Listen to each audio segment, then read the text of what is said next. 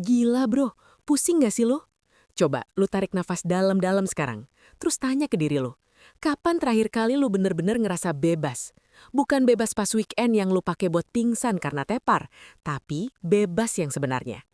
Dengerin gua, ada pertanyaan paling brutal yang gak akan pernah ditanyain sama atasan lu, guru lu, atau bahkan orang tua lu. Kenapa kita semua setuju kalau kerja 8 jam sehari itu normal?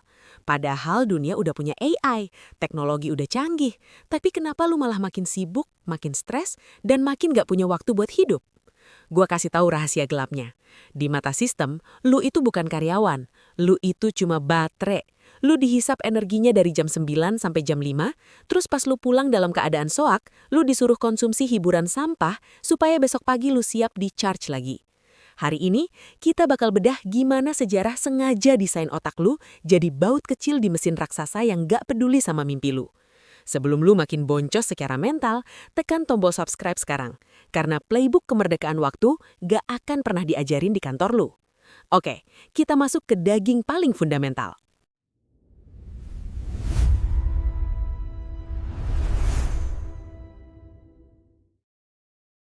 Oke, kita kunci dulu fondasinya biar lu nggak gampang dikibulin sama narasi motivasi murahan di luar sana. Kebanyakan orang mikir kalau kerja 8 jam sehari itu adalah hukum alam yang udah ada sejak zaman nenek moyang.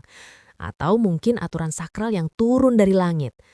Padahal, kalau kita tarik tuas sejarahnya ke belakang, konsep jam kerja yang kaku itu sebenarnya barang baru yang nggak natural sama sekali. Mundur ke era sebelum revolusi industri, nenek moyang kita yang petani nggak pernah kenal sama yang namanya fingerprint jam 8 pagi atau deadline akhir bulan. Mereka kerja ngikutin ritme matahari dan musim. Kalau matahari terbit, mereka ke sawah. Kalau hujan, mereka neduh sambil ngopi. Dan kalau musim dingin, mereka hibernasi di rumah. Nggak ada tuh beban mental harus produktif setiap detik seperti robot. Manusia dulu adalah tuan atas waktunya sendiri, sampai akhirnya mesin uap ditemukan dan pabrik-pabrik raksasa lahir mengubah segalanya. Masalahnya, mesin itu benda mati yang nggak bisa capek, sementara manusia itu makhluk organik yang punya batas. Di awal revolusi industri, para pemilik pabrik itu brutalnya minta ampun. Mereka maksa buruh kerja 14-16 jam sehari tanpa ampun. Hasilnya apa? Rakyat mulai berontak, angka kematian meroket dan produktivitas justru hancur karena buruhnya soak sebelum waktunya.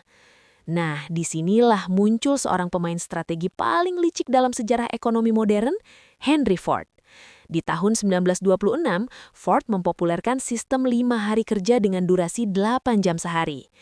Di buku sekolah, lu mungkin diajarin kalau Ford itu pahlawan kemanusiaan yang peduli sama kesejahteraan buruh. Tapi, dengerin gua baik-baik, Ford itu pebisnis murni yang punya agenda tersembunyi. Dia sadar satu hal yang nggak disadari pemilik pabrik lain di zamannya. Robot itu nggak belanja, bro. Ford paham kalau lu disiksa kerja 16 jam sehari di pabrik, mereka nggak bakal punya waktu, energi, apalagi keinginan buat pakai barang-barang yang mereka produksi. Dia butuh lu punya waktu luang dikit, bukan supaya lu bisa tidur siang atau main sama anak, tapi supaya lu punya kesempatan buat jadi konsumen.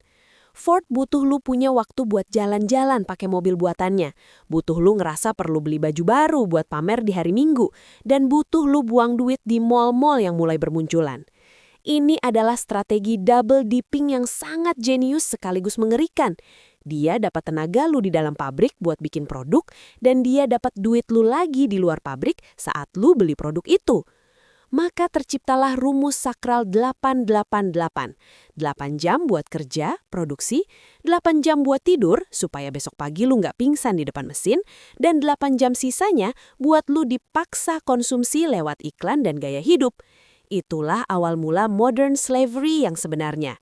Lu nggak lagi diikat pakai rantai besi di kaki, tapi otak lu diikat pakai kebutuhan dan cicilan yang sengaja diciptakan oleh sistem supaya lu nggak pernah bisa berhenti lari.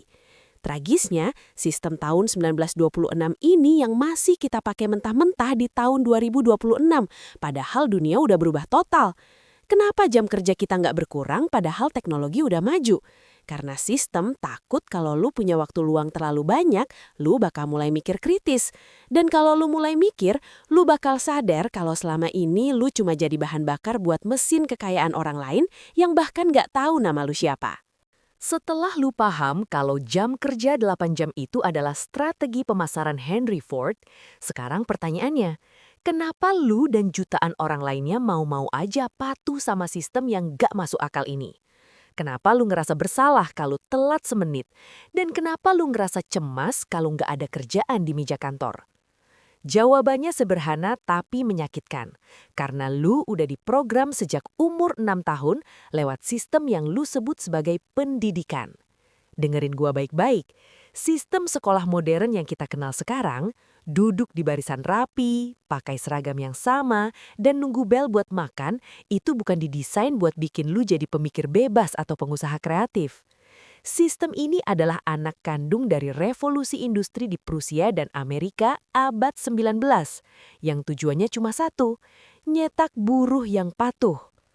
Para industrialis besar zaman dulu butuh jutaan orang yang perilakunya bisa diprediksi, yang bisa duduk diam selama berjam-jam tanpa banyak tanya, dan yang terlatih untuk mengerjakan tugas repetitif yang membosankan tanpa mengeluh. Sekolah adalah simulasi pabrik yang lu jalani selama belasan tahun supaya otak lu terbiasa dengan otoritas. Coba lu ingat-ingat lagi rutinitas sekolah lu dulu. Lu nggak diajarin gimana caranya ngelola waktu atau aset, tapi lu dilatih buat nunggu instruksi. Lu belajar bahwa kebenaran itu cuma datang dari depan kelas, guru. Dan kalau lu punya opini beda, lu bakal dikasih nilai merah atau dicap sebagai anak nakal. Bel sekolah itu sebenarnya adalah peluit pabrik yang disamarkan. Dia ngatur kapan lu boleh bicara, kapan lu boleh kencing, dan kapan lu boleh pulang. Tanpa lu sadari, sekolah udah nanemkan sebuah konsep yang namanya anxiety sistemik ke dalam alam bawah sadar lu. Lu dibuat takut sama kegagalan, takut sama evaluasi, dan yang paling parah, lu dibuat ngerasa kalau harga diri lu itu ditentukan oleh selembar kertas hasil penilaian orang lain. Inilah alasan kenapa pas lu udah kerja sekarang, lu ngerasa kayak baterai yang gak boleh mati. Karena sejak kecil, lu udah didoktrin kalau diam itu artinya malas. Dan malas itu artinya lu gak punya masa depan. Indoktrinasi ini makin gila karena sistem sengaja gak pernah ngajarin lu tentang literasi finansial yang benar atau cara bangun kemandirian. Kenapa? Karena kalau lu pinter ngatur duit dan paham cara kerja aset, lu nggak bakal bisa dikontrol. Sistem butuh lu tetap lapar dan buta supaya lu tetap butuh gaji bulanan dan supaya lu tetap mau disuruh-suruh demi bertahan hidup. Jadi, pas lu ngerasa stres di kantor atau ngerasa terjebak dalam rutinitas 9 to 5, itu sebenarnya adalah alarm dari jiwa asli lu yang lagi berontak melawan program pabrik yang udah ditanamkan belasan tahun. Lu bukan lagi dididik buat jadi manusia seutuhnya. Lu lagi dipabrikasi buat jadi baut kecil yang mudah diganti kalau sewaktu-waktu lu aus atau rusak. Sekolah udah ngambil masa kecil lu buat mastiin kalau sistem bisa ngambil masa tua lu tanpa perlawanan. Itulah kenyataan pahit di balik seragam dan ijazah yang lu bangga-banggakan itu. Sebuah paten mental yang bikin lu rela jadi tawanan waktu tanpa perlu jeruji besi. Sekarang kita masuk ke daging yang paling panas, yaitu paradoks teknologi yang lagi kita hadapi di tahun 2026 ini. Coba lu pikir pakai logika yang jernih. Di era di mana AI bisa ngerjain laporan lu dalam hitungan detik, di mana mesin bisa otomatisasi hampir semua hal, dan di mana komunikasi bisa dilakukan secepat kilat, seharusnya kita sekarang kerja cuma 2 atau 3 jam sehari kan? Logikanya, kalau efisiensi naik, waktu kerja harusnya turun. Tapi kenyataannya, lu malah makin sibuk, makin stres, dan makin banyak dikasih beban tambahan yang namanya multitasking. Inilah yang gua sebut sebagai ilusi produktivitas. Sistem gak pernah berniat pakai teknologi buat ngeringanin beban lu. Mereka pakai teknologi buat naikin output lu sampai titik darah penghabisan. Teknologi bukan jadi pembebas, tapi jadi pecut digital yang bikin lu harus lari lebih kencang lagi di atas treadmill ekonomi yang kecepatannya terus ditambah sama pemilik mesinnya. Inilah krisis sunyi yang sedang menjerat kelas menengah dan Gen Z sekarang. Lu lari sekuat tenaga cuma buat menunda kemiskinan, bukan buat bangun kekayaan. Lu lihat harga rumah di Jakarta atau kota besar lainnya meroket ribuan persen, harga pangan melambung, tapi gaji lu naiknya pakai tangga darurat yang karatan. Hasilnya apa? Lu kejebak dalam hustle culture yang beracun. Sistem lewat media sosial ngebombardir lu dengan narasi kalau lu harus kerja keras sampai tipes, atau bangun jam 4 pagi buat side hustle supaya bisa sukses. Tapi padahal kenyataan pahitnya adalah semakin keras lu kerja dalam sistem yang rusak ini, lu sebenarnya cuma lagi ngebantuin para pemilik modal buat beli jet pribadi baru. Sementara lu sendiri bahkan nggak punya waktu buat ngeliat anak lu tumbuh besar. Lu bukan lagi kerja buat hidup, lu udah jadi budaya baterai yang siap dibuang kalau kapasitas lu udah menurun, atau kalau algoritma AI udah bisa gantiin posisi lu dengan biaya lebih murah. Yang paling mengerikan dari krisis ini adalah cara sistem mencuri waktu luang lu lewat kedok flexibility. Dulu, pas lu keluar kantor jam 5 sore, kerjaan lu beres. Sekarang, lewat WhatsApp, lewat email, lewat aplikasi manajemen tugas di HP, kantor lu ikut sampai ke meja makan, sampai ke tempat tidur, bahkan sampai ke toilet. Lu nggak pernah bener-bener offline. Waktu istirahat lu udah dijajah secara digital. Inilah strategi microwork di mana sistem mastiin lu tetap produktif di setiap celah waktu luang yang lu punya. Lu ngerasa sibuk, lu ngerasa penting, tapi kalau lu bedah laporan keuangan pribadi lu di akhir tahun, lu bakal sadar kalau lu tetap jalan di tempat. Lu cuma lagi ngebakar waktu lu yang paling berharga demi angka digital di layar bank yang nilainya terus kemakan inflasi. Di tahun 2026 ini, produktivitas itu cuma nama lain dari eksploitasi yang dibungkus pakai istilah keren dan aplikasi user-friendly. Sekarang kita masuk ke bagian yang paling sensitif, yaitu tentang alasan kenapa lu tetap bertahan di meja kantor itu meskipun jiwa lu udah teriak-teriak minta keluar. Lu mungkin bilang, gua kerja keras demi keluarga bro, atau gua butuh duit buat bertahan hidup. Tapi, coba lu jujur sama diri sendiri. Berapa banyak dari keringat lu yang habis cuma buat membiayai gengsi yang sengaja disuntikan oleh sistem ke otak lu? Inilah yang gua sebut sebagai perang psikologi gaya hidup. Sistem itu butuh lu tetap lapar, bukan lapar akan nasi, tapi lapar akan validasi. Mereka ngebombardir lu lewat iklan dan algoritma media sosial supaya lu ngerasa kurang kalau nggak punya HP seri terbaru, ngerasa kalah kalau nggak ngopi di tempat mahal tiap pagi, dan ngerasa sampah kalau baju yang lu pakai nggak bermerek. Mereka sengaja nyiptain standar hidup yang tinggi banget supaya lu terpaksa kerja lembur bagai kuda cuma buat bayar barang-barang yang sebenarnya nggak lu butuhin, buat pamer ke orang-orang yang sebenarnya nggak lu sukai. Inilah strategi borgol kemas. Lu dikasih gaji yang lumayan, tapi di saat yang sama, lu didorong buat ambil cicilan mobil, cicilan rumah di lokasi elit, sampai cicilan kartu kredit buat liburan mewah. Begitu lu tanda tangan kontrak utang itu, selamat bro, lu udah resmi jadi tawanan sistem. Lu nggak akan berani resign meskipun bos lu maki-maki lu setiap hari. Lu nggak akan berani protes meskipun waktu lu buat keluarga dirampas habis. Karena lu punya tanggungan yang nggak bisa berhenti. Lu sengaja dibuat kaya secara tampilan, tapi miskin secara waktu dan kebebasan. Sistem pengen lu tetap ada di posisi itu. Cukup punya duit buat belanja, tapi nggak pernah punya cukup waktu buat mikir gimana cara lepas dari jeratan mereka. Lu ditukar dari seorang manusia merdeka menjadi seorang konsumen abadi yang hidupnya cuma buat memutar roda ekonomi para pemilik modal raksasa. Lu harus sadar, kalau setiap barang mewah yang lu beli pakai uang hasil lembur itu sebenarnya punya label harga yang tersembunyi dan harganya bukan rupiah, tapi menit-menit nyawa lu. Pas lu beli sepatu harga 3 juta, itu bukan cuma 3 juta, tapi itu adalah hasil dari 40 jam lu duduk stres di depan laptop sambil dimarahin atasan. Lu lagi menukar potongan nyawa lu dengan benda mati yang bakal usang dalam setahun. Inilah perang psikologi yang paling licik. Sistem bikin lu ngerasa kalau lu menghargai diri sendiri dengan cara belanja. Padahal lu lagi menghancurkan masa depan lu dengan cara membuang aset waktu lu yang paling berharga. Selama lu masih terjebak dalam perlombaan pamer gaya hidup ini, lu nggak akan pernah bisa keluar dari pabrik itu. Lu bakal terus jadi baterai yang siap dihisap sampai kering cuma demi sebuah ilusi kemewahan yang sebenarnya adalah penjara yang lu bangun sendiri. Terus sekarang gimana? Apa setelah nonton video ini, lu harus langsung banting laptop, maki-maki bos lu, terus resign tanpa rencana besok pagi? Jangan konyol, bro. Pasukan 2.3 itu mainnya pakai strategi, bukan pakai emosi meledak-ledak yang ujungnya malah bikin lu makin boncos.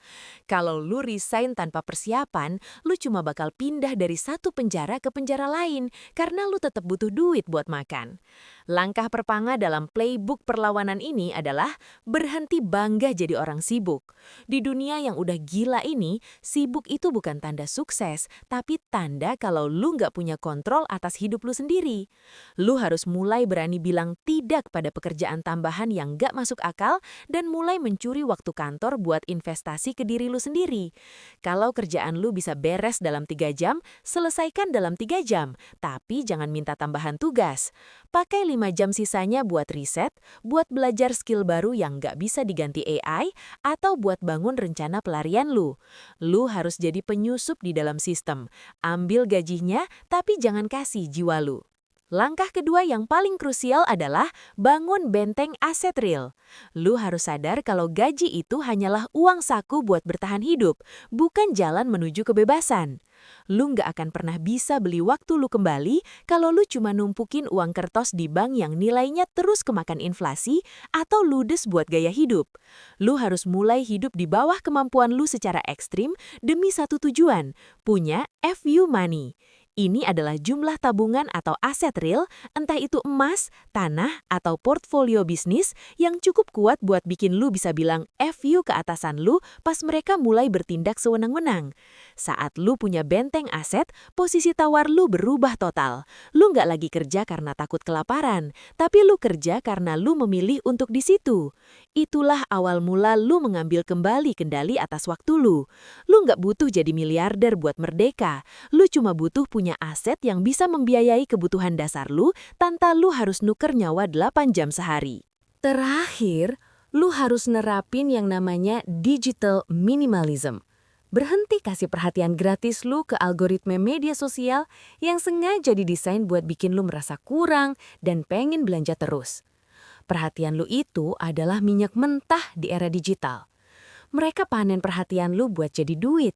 Sementara, lu cuma dapat rasa cemas dan kemiskinan waktu. Ambil balik fokus lu. Pakai waktu luang yang sedikit itu buat bangun koreksi nyata sama keluarga, buat olahraga, atau buat mikirin strategi jangka panjang.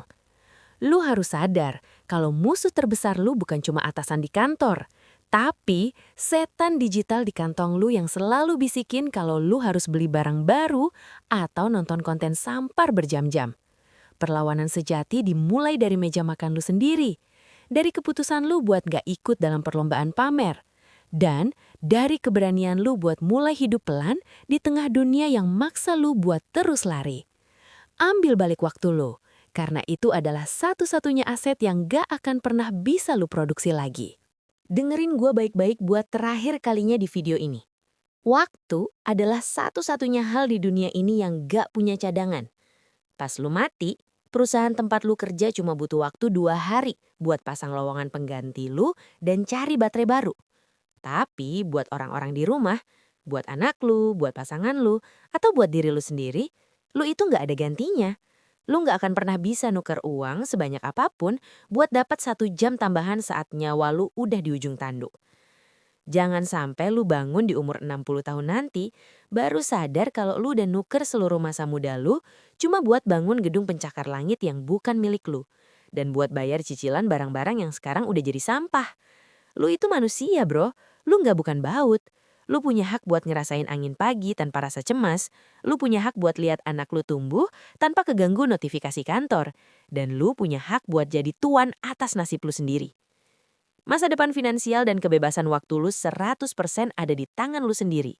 Bukan di tangan HRD kantor lu, bukan di tangan Menteri Keuangan, dan bukan di tangan pemerintah.